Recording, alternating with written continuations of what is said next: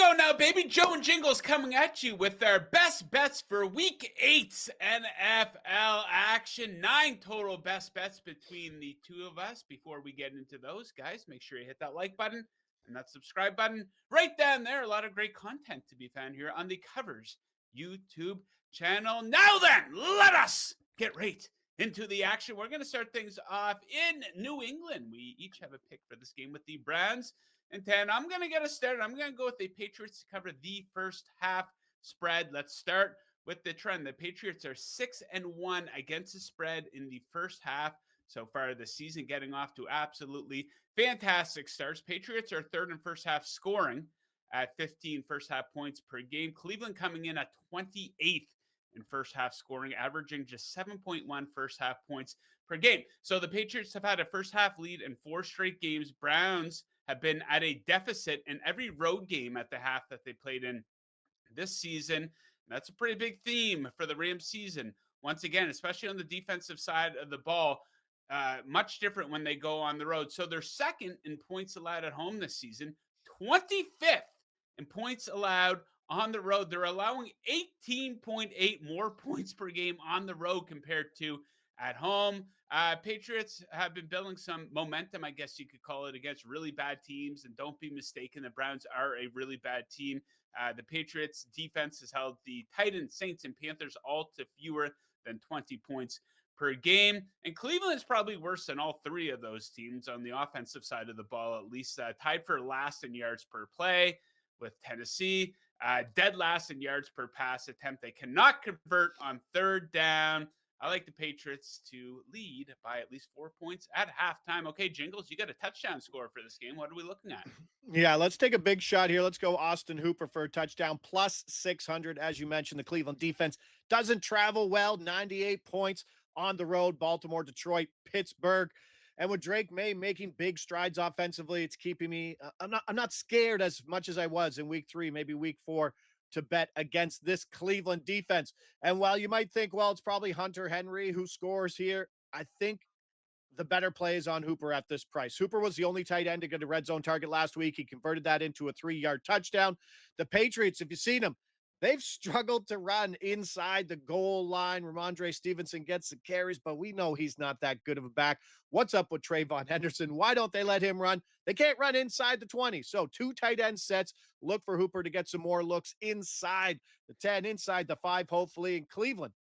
Kind of sneaky. They've allowed touchdowns to backup tight ends in 2 of the last 3 weeks. Connor Hayward scored plus 2,700. Josh Oliver scored plus 1,300. Hooper is a live shot at plus 600 and a great way to bet on this offense that really doesn't have an alpha on that pass catching ability.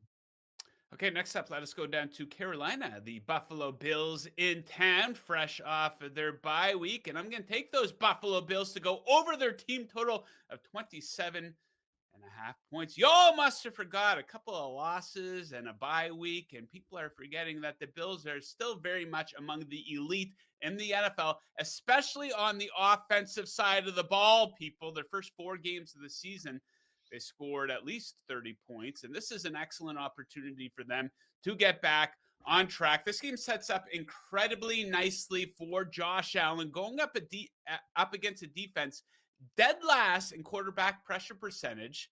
The Carolina Panthers have 5 sacks so far this season. That is easily the fewest in the National Football League. So you might look at the Panthers stats on the defensive side of the ball, and yeah, they're pretty average, but for the most part, they faced a pretty below average level of competition. Tua, Penix, Kyler Murray, Trevor Lawrence. Look what the Bills did after their bye last season. Their offense went off. 35 points, 42 points, 48 points. And I think this sets up for them to go on a similar run this season after their bye, starting this Sunday in Carolina. Okay, next up, a New York Giants player prop. No, it's not Cam Scatteraboo. You usually give out one of those every week. Who do you like on the Giants, and what do you like them to do? Well, we did get the Cam Scadaboo winner last week, 15 carries. Sweaty, but a winner. Now we pivot. Now, national tight end Sunday. Let's go. Theo Johnson for a touchdown at plus 350. This defense is priced too much into it. And that's what I was saying last week when the Giants were in Denver. This is a great price for a tight end who has found the end zone 4 times since Jackson Dart has taken over. His target rate has also climbed since Malik Neighbors went down, and Dart has shown that he can move the ball. 3 touchdowns last week, 15 completions versus a good Denver defense. And much like New England, the Giants struggle to run in the red zone. If you've seen my man Cam, he's not the most efficient guy down there. He runs into a wall. And since week 4, Theo Johnson has caught 4 or 5 red zone targets for 3 touchdowns. His usage right now in the red zone, similar to Ty Warren, who's plus 110 for a touchdown. This is a spot, and I think the defense is priced too much into it. Give me Theo Johnson for an offense that likes to run heavy now that Malik Neighbors is out on the outside. Okay, baby. Next up off to Cincinnati, the Jets. Jets. And Ten, you gotta love the Jets, right? Well, not so much. Not taking a side in this one. I'm gonna go over on the total of 43.5. So this was a bit of a theme of my pick last week on Thursday Night Football. Sky high scoring in Cincinnati. The over has hit in 9 of the last 10 games in Cincinnati. And they're not just going over, they are flying over the total. So those 10 games saw an average combined score of 61.8. 3 home games in Cincinnati so far this season. All 3 of those games saw at least 58 combined points. Now, we all do like what we saw from Joe Flacco and the Bengals offense last week. Pretty simple strategy. Just target Jamar Chase 15 times. That's easy enough to do. And I do think they're going to have a pretty good chance of replicating that success versus a Jets pass rush that ranks 30th in pressure percentage. Look what Cincinnati's done in their last 6 quarters, 51 total points. So some pretty good chemistry with Flacco. Now, the big concern here is obviously the Jets on the offensive side of the ball, but I do think they're going to be able to contribute to the scoring. So a couple of duds from them offensively the last 2 times out, but the 3 games prior to that, they did average 23.3 points per game. They did have a 32-point game to open the season, and they're going against maybe the worst defense in the NFL here. Cincinnati, bottom 2 in the NFL and yards per play allowed, 3rd down defense, red zone defense. They cannot pressure the quarterback, as I pointed out, and they do give up a lot of big plays through the air. So let's go over in beautiful Cincinnati. Okay, next up, Jingles. Cam Ward. I don't know. People are kind of criticizing him. He's reached that point of the season. I don't know if that's totally fair, but you're going to show Cam Ward a little bit of support here. It's bargain bin Cam Ward week 8 over 199.5 passing yards, minus 110. And I think there's a little bit of alt love here, up to 250. I think I might put that out later. Mike McCoy, interim head coach, clarified their approach going into last week. There was a lot about let's simplify this offense. And he came out after last week saying, isn't about simplifying, but identifying what the offense does best and emphasize it. That's rocket science, right? No, but the real nugget here is him saying if the QB likes it, it's gonna work more often than not. The most important thing is letting the QB go out and play fast. Let's go fast, up tempo, more plays. Cam Ward showed last week that he can be efficient. 255 yards versus the Patriots on 25 of 35 passing. He's topped this number in 3 straight weeks. It's an indoor game with negative game script. Lots of checks hitting here.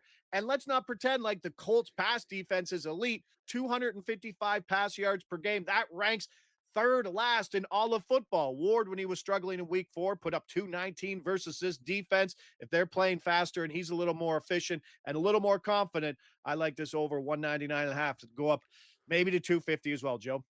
Okay, one more play for today's video for me. Probably a few more that will go out on social media, waiting for official confirmation to see if Lamar Jackson is going to play. All signs kind of point that he will. Make sure you're following me on social media, by the way, JTFOZ across Twitter, Instagram, and Threads. You can find me on Threads now for my last pick for the video. Bucs, Saints, first half over 23.5 points. So we're backing a trend, and we have a lot of stats to back up that trend. And that trend is that the Saints are 6-1 to the first half over this season.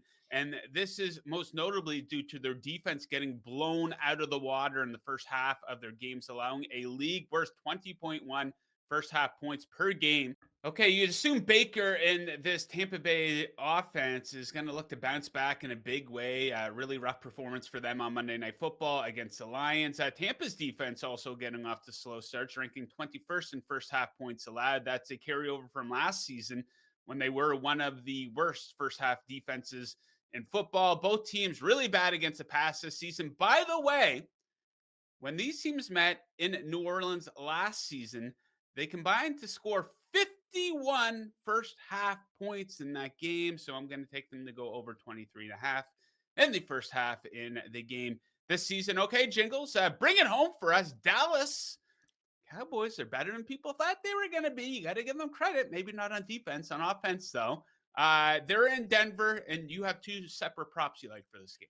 Yeah, one on each side. There are no Marvin Mims receiving props open outside of longest reception. So I'm going to hit that. I'm going to hit Mims over 15.5 yards. Longest reception minus 120. And I think this week that his receiving total should be higher than Troy Franklin. Sean Payton was not thrilled with his team's offense, especially in the first three quarters last week versus the Giants. And he said playing time for guys may increase or diminish this week.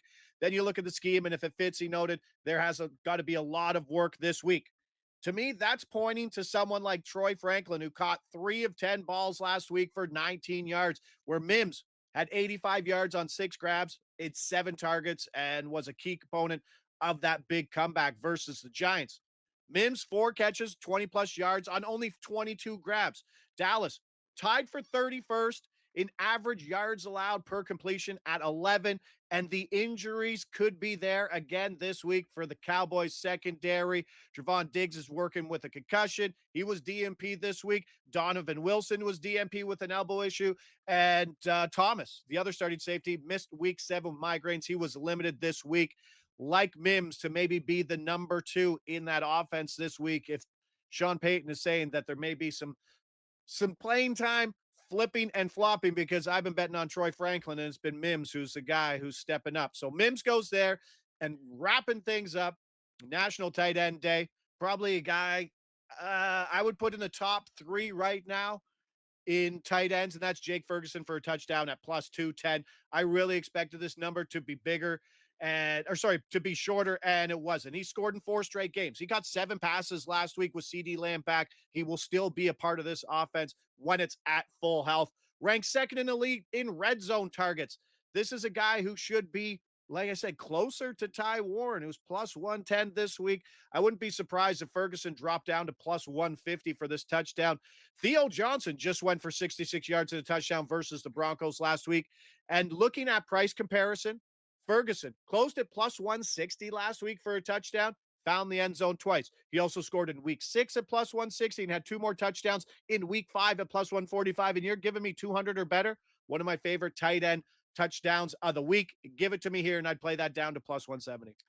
Okay, there you have it. Our best bets for the Sunday afternoon NFL action. If you're looking for best bets for the Sunday night football game, we're going to have a standalone video for that right here on the Covers YouTube channel. Enjoy the games. Best of luck with all your bets, and we'll see you right back here on the Covers YouTube channel. Woo!